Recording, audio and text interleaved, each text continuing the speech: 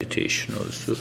So the world is made up of likes, dislikes, opposite tendencies as it is reflected in the mind.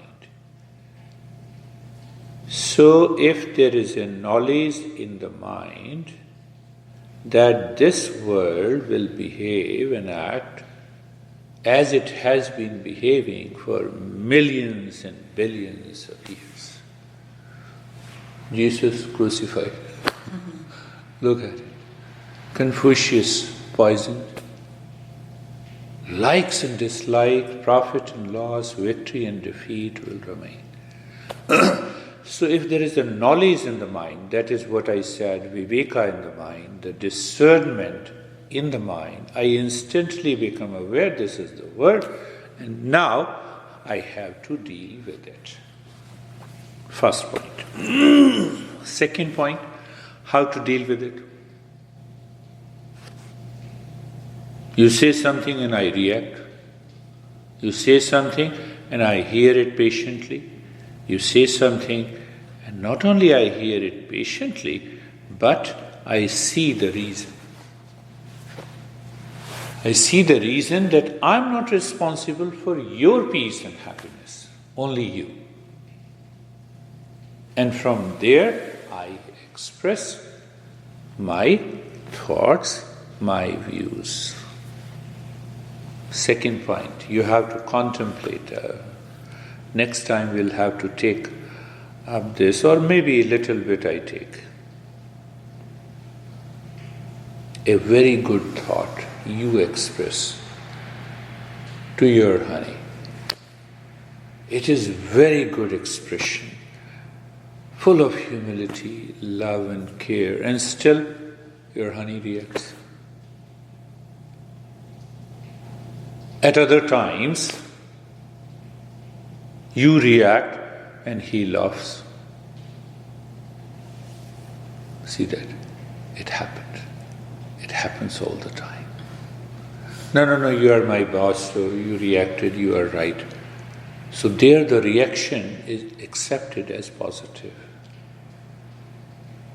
What is the reason? What is the cause behind it? So we say it's a very deeper, in-depth understanding of these principles. When this knowledge or the wisdom or the discernment or the viveka is behind every thought, your mind is always free. But if the ignorance is behind every thought, it will cause you the problem. It will cause the suffering. It will definitely cause the suffering. Hey honey, how are you? And he is not responding. Now ignorance is behind it. So now he did not respond to you, and then you go to the kitchen and you start thinking why he is not responding. You are a sensitive person and I know that you think of it. I know your personality now. You see that you start thinking why he is not. But if the knowledge is there, behind that expression, there is no worry. It is his job. Did I speak with humility, kindness, love, compassion, clarity? Yes. Finished. My job is done. That's how I give every lesson. I put my 100% and finished. Next point. Next point is also very important. Whatever we are expressing in terms of the thought, speech, action, it creates an impression deep inside. Every time I express anything, every time I feel, whether it's a feeling, it's a sensation, it's a thought, it continues to create a storehouse.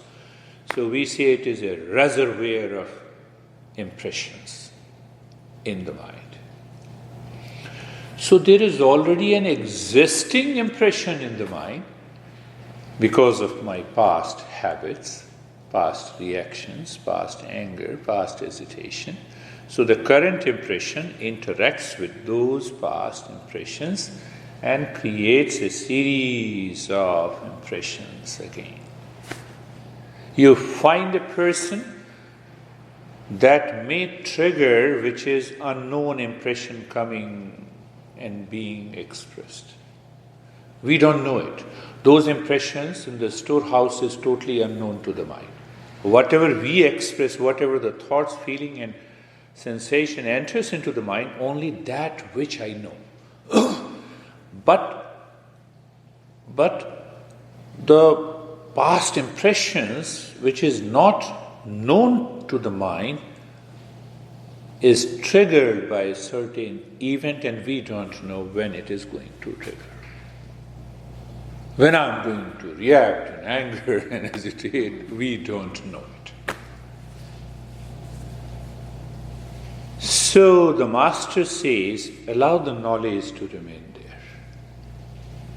Let every thought be screened by the viveka, discernment, vairagya, a sense of detachment. Let me see the thought as it is, objectively. Let me see the feeling and the expression of others because of the interactions as a witness. Who is a witness in a court? Not this side, not that side. Witness is a witness. I witness this event as it is.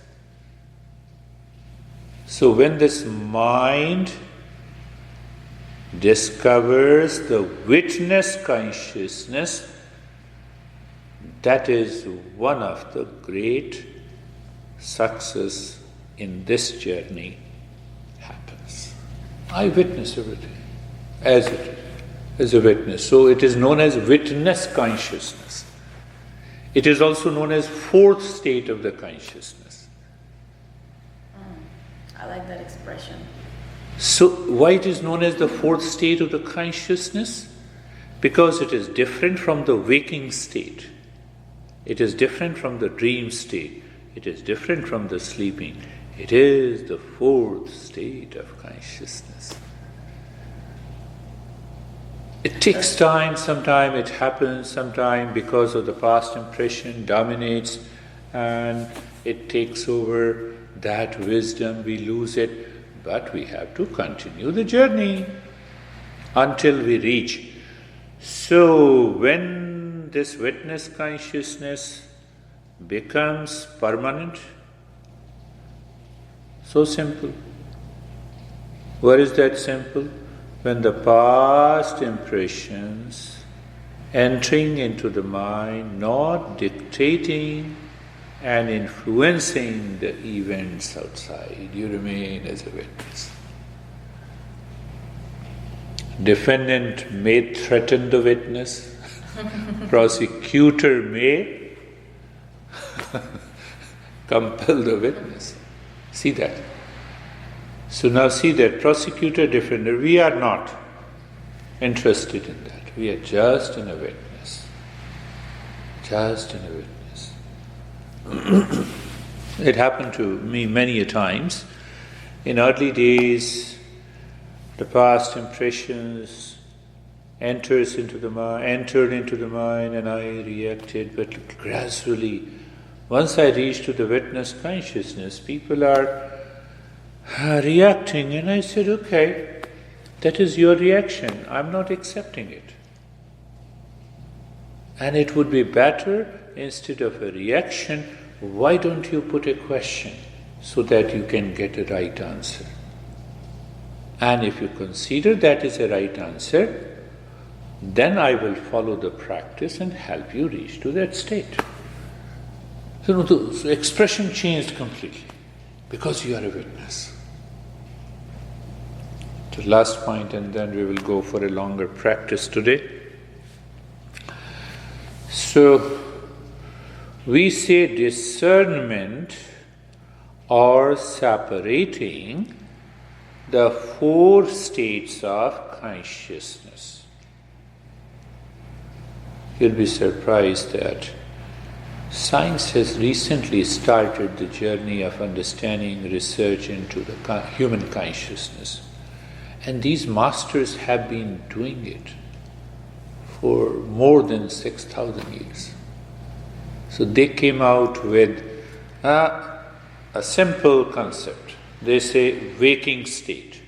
You are a waker. You become a waker.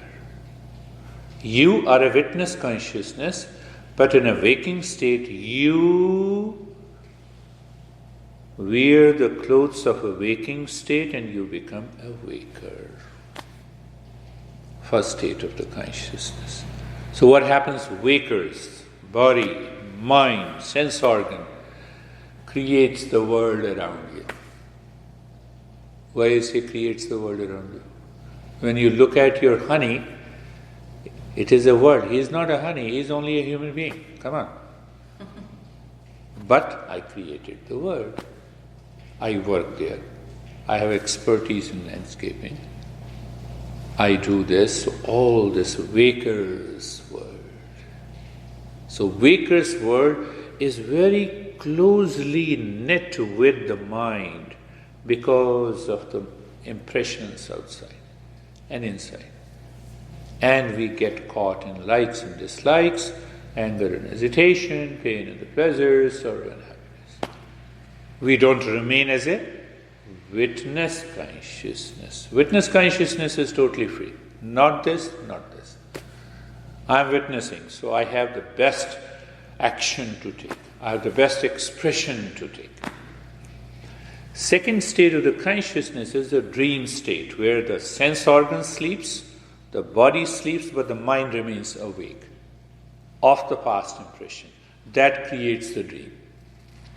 Have you ever realized that in dream you have two bodies? The dreamer is aware that the body is lying down, but the other body is working, running, doing every stuff. So in the dream world, the mind is active, body is not. But still you are a witness, because you know it's a dream. So that witness knows. So witness also knows in a waker state, but it forgets. Forgetfulness is ignorance. Ignorance causes the suffering. What it forgets? That my honey is a human being first, and then he is my honey. And the moment you remain as a witness, nothing is going to happen. He is angry, you withdraw yourself. He is serious, so you also act as a serious. It's better not to say. But internally you are a witness. It liberates you. I'm going to make a big statement. Third is sleep. Where you are not aware of the body, you are not aware of the mind. But that witness consciousness knows you are in deep sleep. That you know after waking. The moment you wake, oh, I had a deep sleep. Who knows it? Witness. So witness consciousness is the glimpse of the self that I have been talking about. That is the first spark of the consciousness, the first spark that we realize it is the self. And the fourth is the witness consciousness. Masters, that witness consciousness is beyond the mind. It is behind the mind. So they named in Sanskrit language as Turiya. So now if you give any name, it will come from the mind. So the meaning of the word Turiya is the fourth. They did not give any name.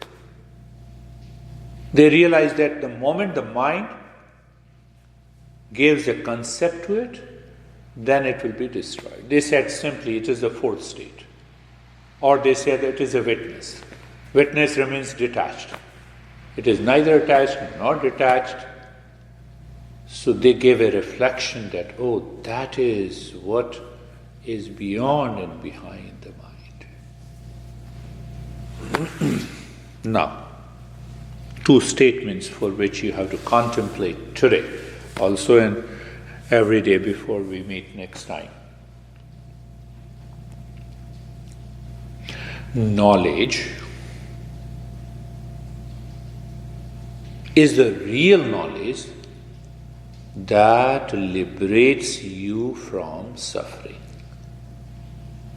Knowledge is that knowledge, or I would say, knowledge is power that liberates you from suffering 24/7.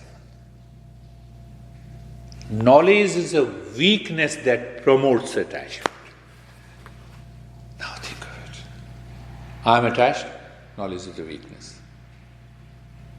Let me change my position. Here and now, you're angry. I became angry. Let me withdraw myself next moment. Because I reacted because of the past impression. It is still there. Let me return. It's not a matter of ego. And you'll be surprised hundreds of times when I realize the other person in front of me is not moving in a right direction. I say I'm 100% wrong. Even logically, I'm right. Nothing to worry. You crush your ego. I'm 100% wrong. Can you calm down, my friend? Can you calm down?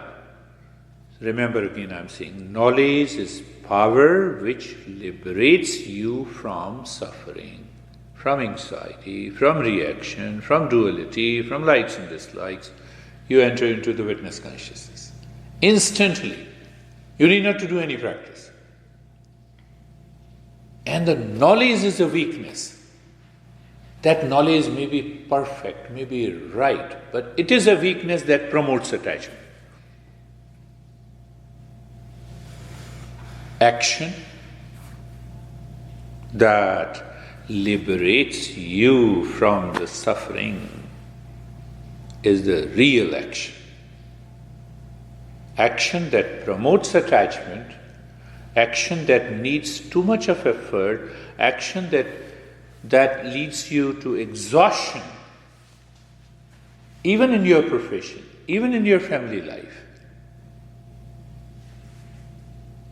is a real indication that you are living in ignorance, and that ignorance is causing the suffering. Otherwise, how can any action which comes from the right knowledge that it power can ever bring an exhaustion and effort? Knowledge, action. So in between knowledge and action, there is a desire.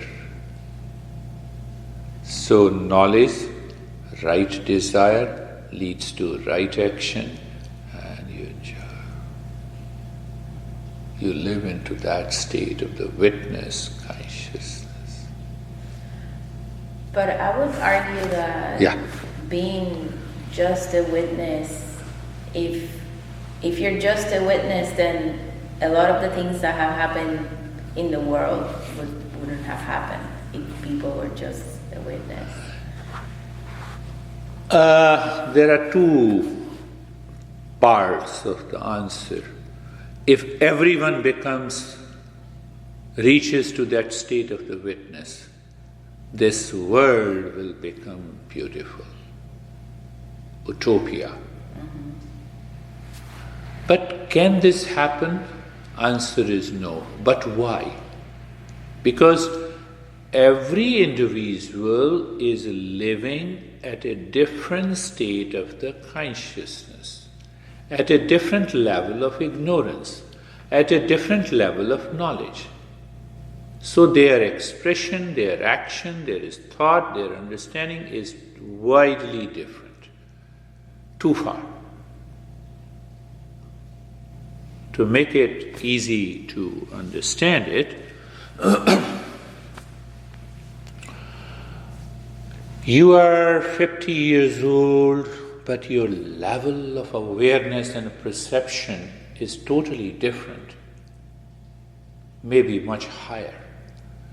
And you are 80 years old, living like a child full of ignorance.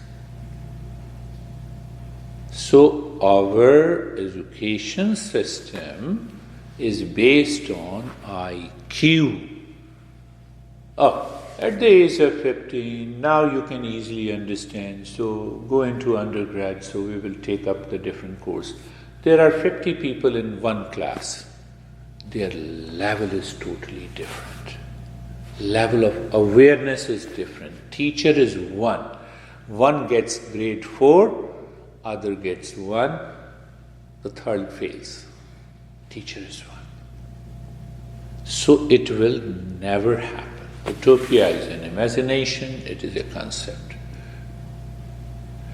Because person A living at a lower level, person B is living at a higher level, the person A gets inspired by the person B, or person B motivates and educates A.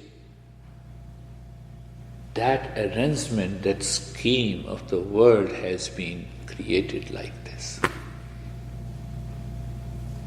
So that utopia is only an imagination.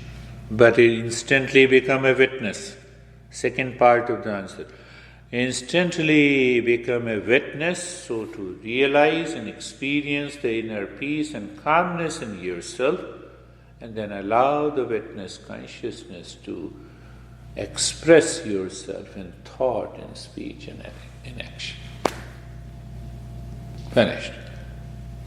So when you allow that witness consciousness to think, to speak, and to act, you're just playing your role in the world. You enjoy. You enjoy if your honey becomes angry, if the honey loves you, you are still happy. Why?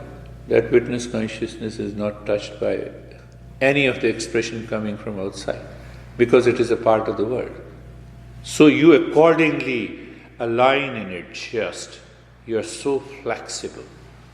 The mind becomes so flexible. It can jump from one end to the other just in a flick of an eyelid. That is what the existence is doing. If you look at the entire existence, that is what the existence is doing. What do you think about people who are bipolar? Because you mentioned you can jump from one end to the other, and it made me think of... It is an extreme mental challenge. I have taken care of, I think, 5 or 6 bipolars in New Jersey. But yes, it took a little longer time. I told their parents that you have to check every week what is happening. The journey is totally different. I gave many intense practices once they accepted it. And gradually the concepts in terms of the thoughts that divides their personality was replaced by these principles. How simple it is to understand that. In modern science, they say, no, it's okay, medication, continue, it cannot be done. I know, psychotic disorders and neurotic. So we consider that, can we change the mind? The answer is yes. Who creates the bipolar personality? The mind. Can I go beyond the mind? Can I take that person behind and beyond the mind? I don't want to go into that, but what happened that,